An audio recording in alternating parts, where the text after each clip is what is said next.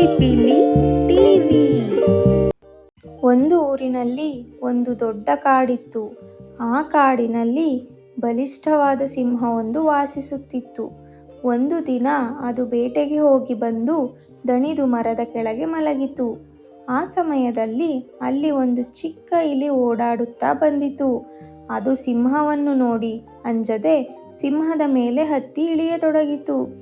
ಆಟದ ಮಧ್ಯೆ ಸಿಂಹ ಎಚ್ಚರವಾಗಿ ಕೋಪದಿಂದ ಇಲಿಯನ್ನು ತನ್ನ ದೊಡ್ಡ ಪಂಜದಲ್ಲಿ ಹಿಡಿದಿತು. ನನ್ನ ನಿದ್ದೆಯನ್ನು ಅಡ್ಡಿಪಡಿಸಲು ಧೈರ್ಯ ಮಾಡಿದ್ದೀಯಾ?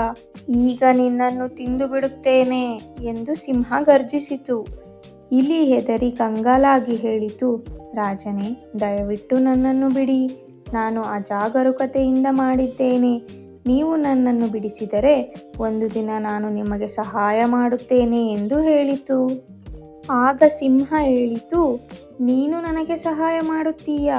ನಿನ್ನಂಥ ಚಿಕ್ಕ ಇಲಿಯು ನನಗೆ ಏನು ಸಹಾಯ ಮಾಡಬಲ್ಲೆ ಎಂದು ನಕ್ಕಿತು. ಕರುಣೆಯಿಂದ ಇಲಿಯನ್ನು ಬಿಟ್ಟು ಬಿಟ್ಟಿತು. ಕೆಲ ದಿನಗಳ ಬಳಿಕ ಸಿಂಹ ಒಂದು ಬೇಟೆಗಾರರ ಬಲೆಗೆ ಸಿಕ್ಕಿಬಿತ್ತು. ಅದು ಬಲವಾಗಿ ಹೋರಾಡಿದರೂ ಆ ಬಲೆಯಿಂದ ಬಿಡಿಸಿಕೊಳ್ಳಲು ಸಾಧ್ಯವಾಗಲಿಲ್ಲ. ಅದು ಜೋರಾಗಿ ಗರ್ಜಿಸತೊಡಗಿತು. ಆ ಶಬ್ದ ಕೇಳಿ ಆ ಚಿಕ್ಕ ಇಲಿ ಅಲ್ಲಿ ಓಡಿ ಬಂತು.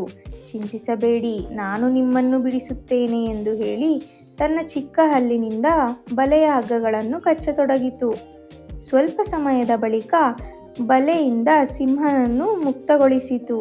ಸಿಂಹ ಸಂತೋಷದಿಂದ ಹೇಳಿತು, ಧನ್ಯವಾದಗಳು ನನ್ನ ಚಿಕ್ಕ ಸ್ನೇಹಿತ. ನಾನು ನಿನ್ನ ಶಕ್ತಿಯನ್ನು ಅಲ್ಪವಾಗಿ ಭಾವಿಸಿದ್ದೆ.